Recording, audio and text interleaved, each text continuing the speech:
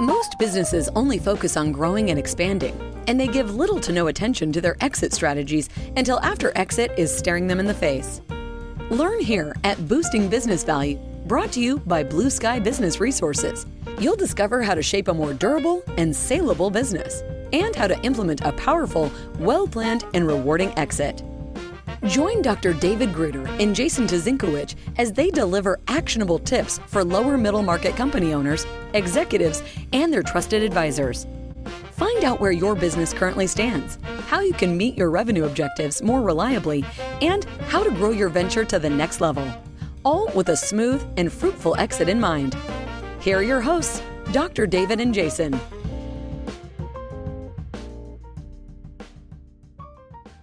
Well, welcome back. This episode is the final part of our mini-series on the 3 inflection points that all businesses must master to achieve durability and long-term growth. And in this final episode in this mini-series, we're going to be diving into the 3rd inflection point, which is the bifurcation phase. And we'll go into all the details of that in a moment. But for those of you who are new to this Boosting Business Value podcast, I'm David Gruder, the business lifecycle exit planning and post-acquisition psychologist for Blue Sky Business Resources.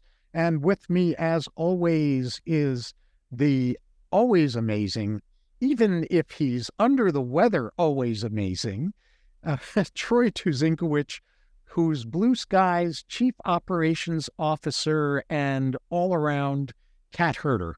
Good to be back with you as well, my friend. So let's do a little bit of backing up before we start driving this bus forward, because this is going to be a meaty one, I think. And so let's just go back to, what are we talking about when we're talking about inflection points that are universal to businesses? And, when we think about inflection points, what we're really talking about are major functional pivot points. This is where strategy, organization, tactics, and leadership style requirements are forced to change in order for the organization to make the next big leap forward.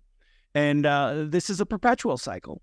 Each of these inflection points in a durable, long-standing business are going to come up again and again and again. And you'll see in this episode that this bifurcation is really where we split inflection point 2 going into fruition kind of apart and let that start to run its life out as we move into the other inflection point of innovation for the new cycle to begin. And so these inflection points, just as another quick catch up, starts with innovation, we move into fruition, and then we go to this bifurcation or ambidextrous portion of the cycle when you're doing both at once. And eventually the product or service that you have in fruition will begin to twilight, and the innovation will replace with what's next. Yes, really well said, because the heart of what happens during the bifurcation phase is that this is when you're really creating value and durability and hence saleability. It's a really important phase, because when companies rest on their laurels with their last innovation or their first innovation, they never get beyond a first innovation, they will become dinosaurs. It's not a matter of if that will happen. The only question is, how long is it going to take for them to become dinosaurs? And there's just, unfortunately, a graveyard of companies that reached fruition with their initial or subsequent innovation and didn't go into bifurcation. They just stayed in the fruition phase and ended up going out of business or getting acquired in a hostile takeover. And that's exactly what a durable business takes very specific steps to prevent. And the bifurcation phase is when those steps are taken. Well said. And I appreciate that. And, bifurcation is the hardest phase of running a business. We talked in the previous episodes, we talked about, an innovator has a difficulty and may not even have the right skill sets to lead an operation that's in fruition. And the great leaders and operators of fruition are typically not the best innovators. But now you need an executive team that and this is really tricky. And this is why so many organizations die when it's time to bifurcate, because it's so hard. And let's talk about some of the reasons why this is really challenging. Each portion of the attention in bifurcation requires a different management and operational style. You need in fruition, as we talked about, this is all about consistency. It's all about continuity. It's all about a steady state of operation that churns out top quality, consistent products or services time and time again. Whereas the innovation phase is all about change. It's all about failing forward and making the smart decisions based on this change, adaptability, and failure. And so, these are, as polar opposite as they can be in leadership style requirements and in organizational structure requirements. And so for the portion of the business that is in fruition, it needs to stay focused on earning profits and putting out a consistently high quality product.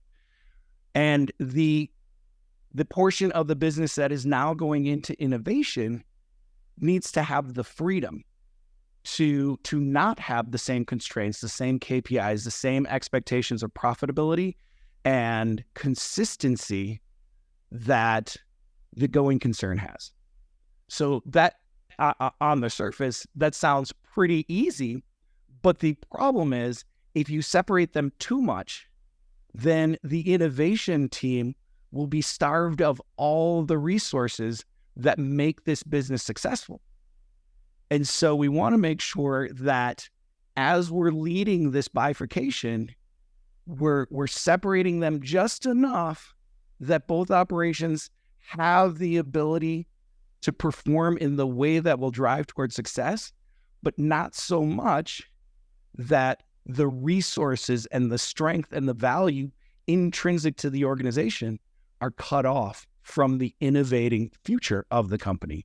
Beautifully said. And what you've, I think, captured perfectly is the nature of the ambidexterity that is central to the bifurcation phase, the ambidexterity that the C-suite or the top executive team in the business have to grow into having for this phase, or if there are individuals for whom growing into that is beyond their capabilities or beyond their interest levels, no harm, no shame, no fault, no blame. It's just time to replace them. And that is something that is part of what's hard throughout all of these inflection points, because CEOs, founders, and other chief executives in an organization, their responsibility is to continually become who the business needs them to be in order for it to succeed in its current phase, or they need to get out of the way. Their time has come and gone, and I don't mean that, and neither do you, Jason, as a criticism.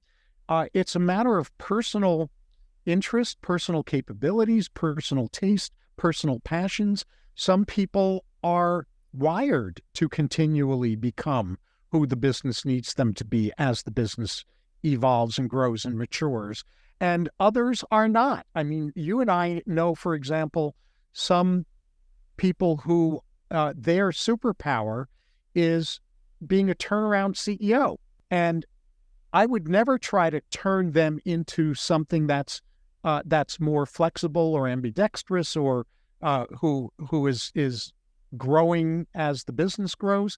That's their sweet spot, and they're brought in at the right point, hopefully. And once the turnaround is accomplished, they leave. They're an interim CEO for the purpose of turnaround. So it's important to me that we really underscore the importance of this not being a matter of being judgmental. It's a matter of right matching. Some people are in their sweet spot in a specific phase in an organization's development. And if that's you, let it be you. Just know that that means that there's a time when your sweet spot comes on board as being optimally right matched for a business's current development phase. And there's going to be a time, because you succeed with your superpower, where you will be replaced by someone who is better suited for the next phase in the business's development. So if that's you, let it be you. If it's you to be in constant Kaizen as a leader, let that be you. It's all good. Just, be conscious, be aware, and be responsible for what's true for you.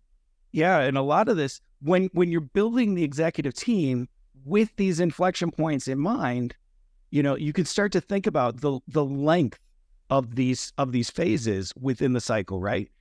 I've seen businesses that have really fast cycles. They're constantly innovating. You think about products in the tech center, and typically you'll see an executive team with a CEO-COO partnership where one of them is the great fruition leader and the other one is the great innovation leader, and they just kind of pass the baton between each other. Mm-hmm. And so don't expect one person to be equally exceptional at innovation and at fruition. We all have our strengths and weaknesses, but we can build a team where we can feed one another.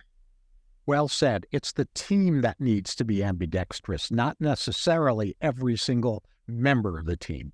Yeah. So let's go into detail about the innovation adjustments during bifurcation, and you've already covered some of this.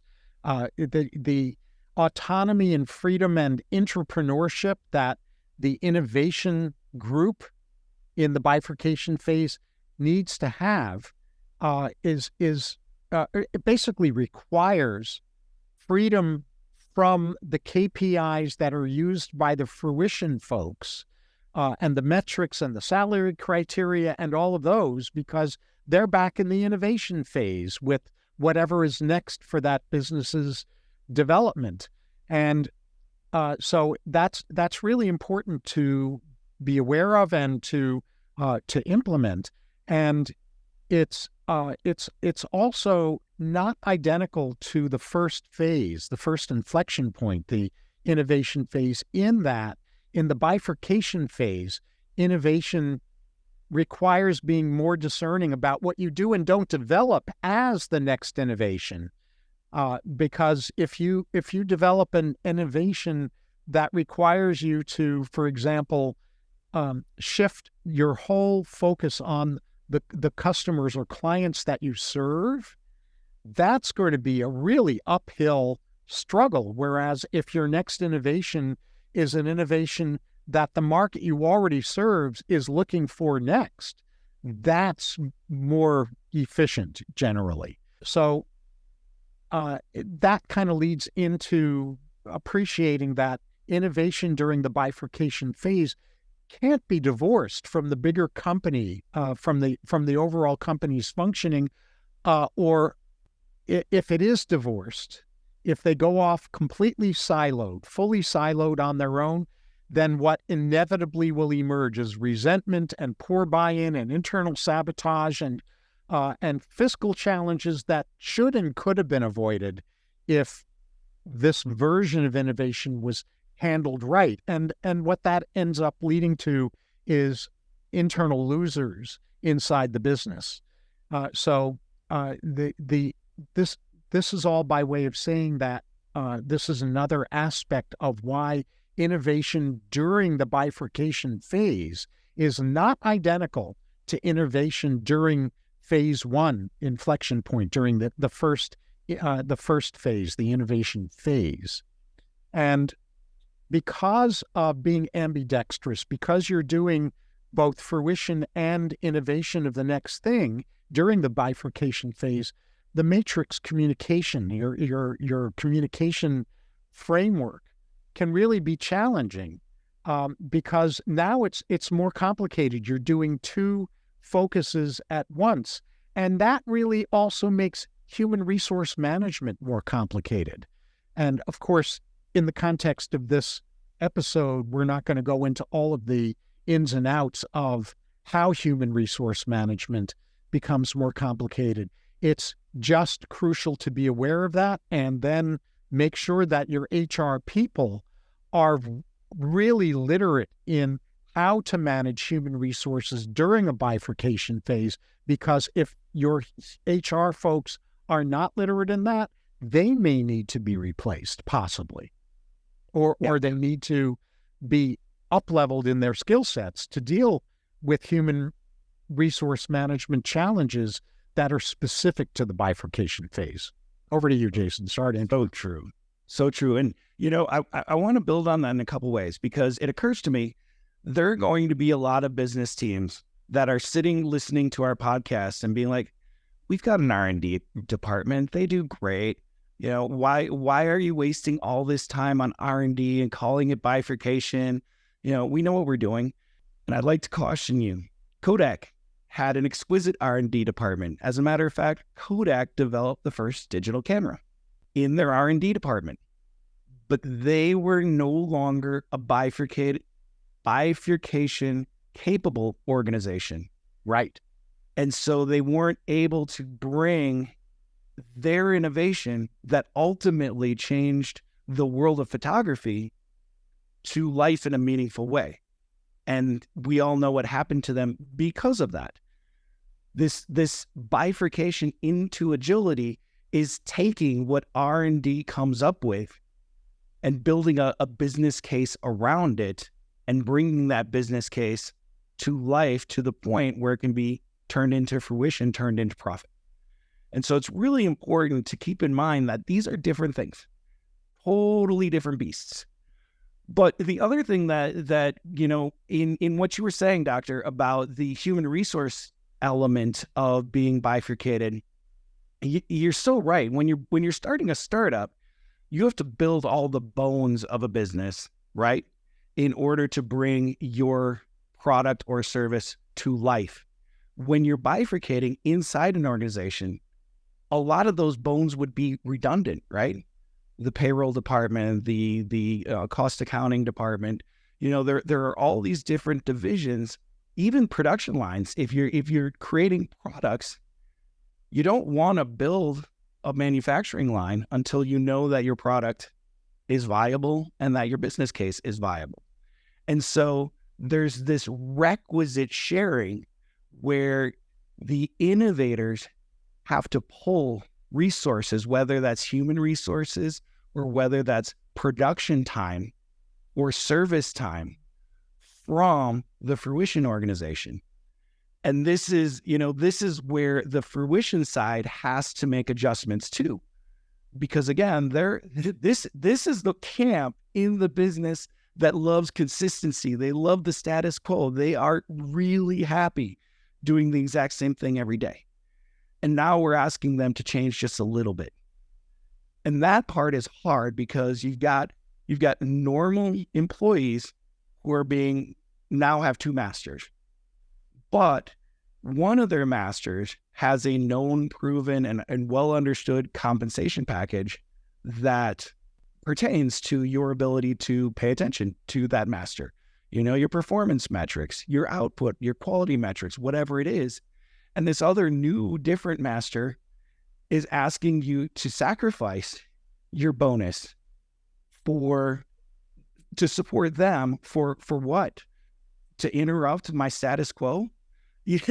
And so you have to create, on the Fruition side of the company, you have to create new incentives and new structures to make it appropriate for these people to change their operations and to sacrifice one KPI in order to benefit another one without sacrificing their quality of work and without sacrificing the consistency of their income.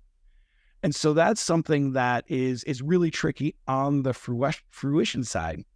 The other thing is the Fruition side is paying for innovation, right? Innovation by definition is not generating revenue. And so when you've got a really successful Fruition side, it's possible for the innovation team to feel like they have a blank check and to fall in love with an idea that might not be quite viable.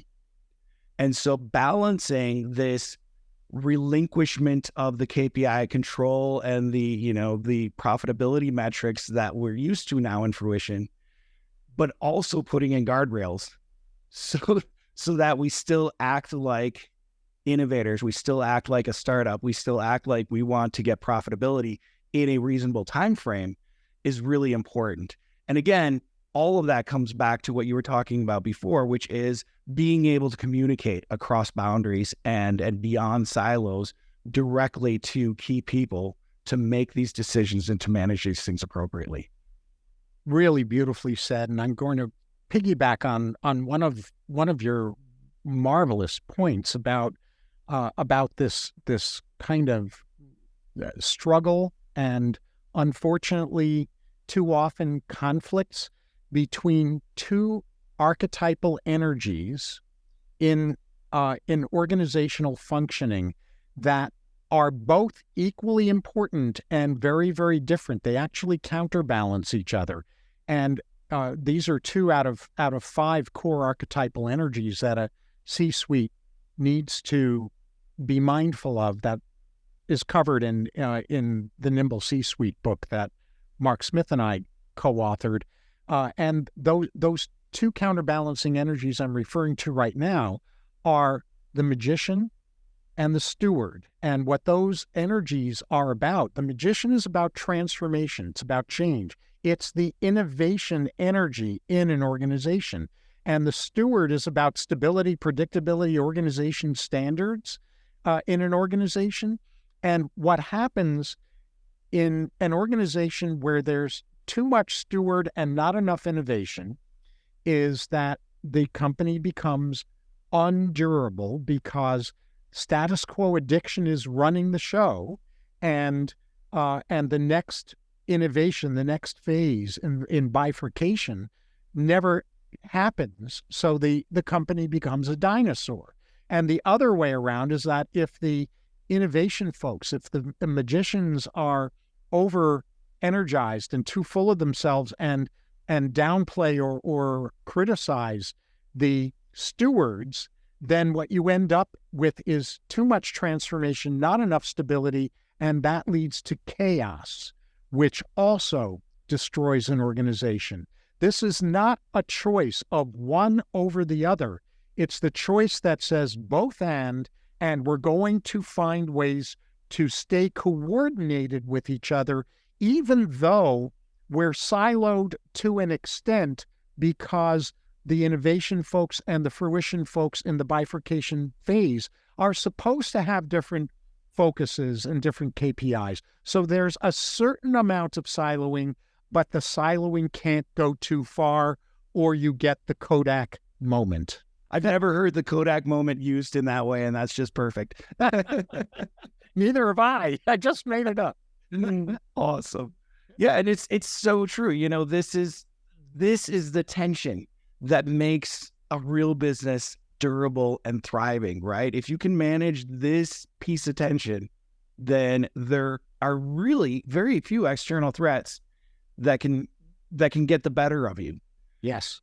And so, you know, this is really key, and it's important to recognize that, you know, that this is hard. It's okay for you as a operational leader to be challenged in this, and it's okay for the team to experience a certain amount of turmoil as you're going through this. But if you're aware of the challenges and you're communicating effectively, you will all grow stronger as an organizational team together by getting through that challenge. And it's that work that, you know, that's the work that makes businesses really exciting to be a part of. Mm-hmm. So, you know, a couple key notes on the challenges. And you know, we covered most of these, but the one key note on the challenges that I want to point out and put a really fine point on, because we haven't, I don't think, stressed it enough. Mm-hmm. Successful bifurcation does not work without the full support of the C-suite. Right. We can't have any member of an executive team allowing the ask mommy or ask daddy mentality to proliferate within either side of bifurcation. There has to be clear and wholehearted, whole-throated support consistently. The other thing that is really important is this only works if you're bifurcating against a inspiring company vision. There has to be a meaningful why behind where we're going, or all of this work isn't worth it. And so, those are the two biggest challenges that I think are underappreciated in this. The unquestioning and unquestioning support doesn't mean you don't challenge bad decisions. That just means we are going to work through this and figure this out. And we are going to do that by having open communication, by supporting good decisions, challenging questionable decisions so that we can make them great and moving forward together. Beautifully said. Ready to move on to the key takeaways? Let's do it. Yeah. Okay. So we have two key takeaways, not just from this episode, but from this mini-series on the 3 inflection points. And the first of those takeaways is that this inflection point cycle, where you go from innovation to fruition to bifurcation, and then you keep repeating and keep repeating, right? You keep repeating the bifurcation ad infinitum, meaning over and over again, if you're committed to your business remaining durable and establishing itself as a thought and market leader in your industry and remaining a thought and market leader in your industry over time, so that you build your business value and you build its saleability if exit is part of your plan, which some form of exit is going to be part of the plan anyway. So the inflection point cycle can and must be repeated over and over and over again if you're dedicated to durability and boosting business value, which is why the name of our podcast is the name of our podcast. This is the heart of boosting business value right here. Absolutely. I love that. And, my key takeaway kind of piggybacks on this. It's the mastery of this cycle. It's the mastery of this cycle that separates durable, lifelong businesses that can transfer ownership, that can change key personnel, but will always be leading the charge versus everybody that's trying to keep up.